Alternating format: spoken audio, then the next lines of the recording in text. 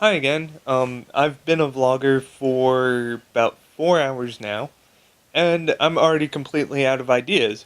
So, to make up for my lack of creativity, I've decided to respond to Nerimon's YouTube survey for this year. For those of you who don't know who or what that is, vlogger Alex Day, who goes by Nerimon, every year comes up with a list of questions that he wishes everybody on YouTube would answer. Now, technically, I'm not really on YouTube just for this weekend. I'm sort of vacationing on YouTube, but I got nothing else to do, so here we go. I'm going to answer Alex Day's questions. Question 1. Why are you called that? Well, my name is Dan. I was named after my great uncle, I think. Uh, yeah, thank you, Aaron. My sister is operating the camera. She just said, yes, you are. Anyway, I'm named after my great uncle, Daniel Scannell? Daniel Scannell, which is a hilarious name. I wish my last name was Scannell so that it would rhyme like that. Other than that, here on YouTube, I'm known as Dagonite, and Alex Day probably knows this since he's from Britain, but a Dagonite is someone who comes from Dagenham, which is a region either in or around London. I don't actually know. I never bothered to research it. But that's where my grandmother on my mother's side came from. And when my uncles on that side were in high school, they had a band called the Dagonites. And they had a very minor hit with the theme from some TV show that they covered.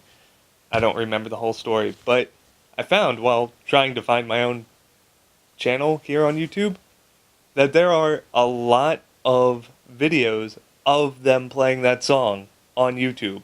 So go find the Dagonites. Those are my uncles John and Lenny.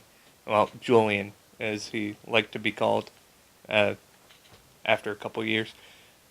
Okay, so that's why I'm called what I'm called. Number 2.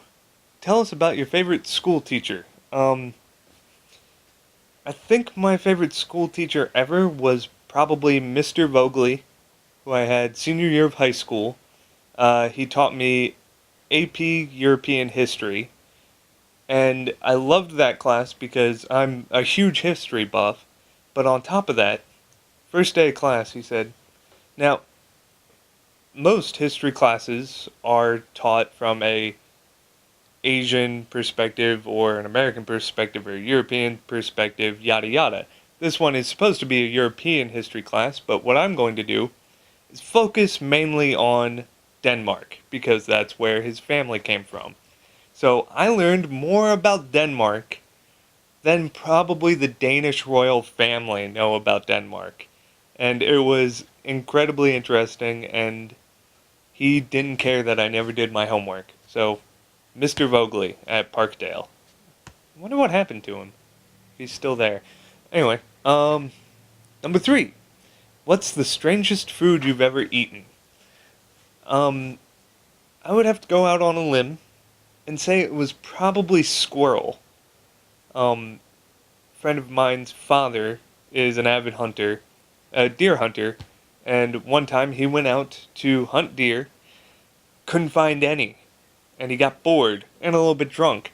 So he started shooting squirrels instead and brought them home and cooked them up. Um, it was awful. Awful, awful. Don't eat squirrel.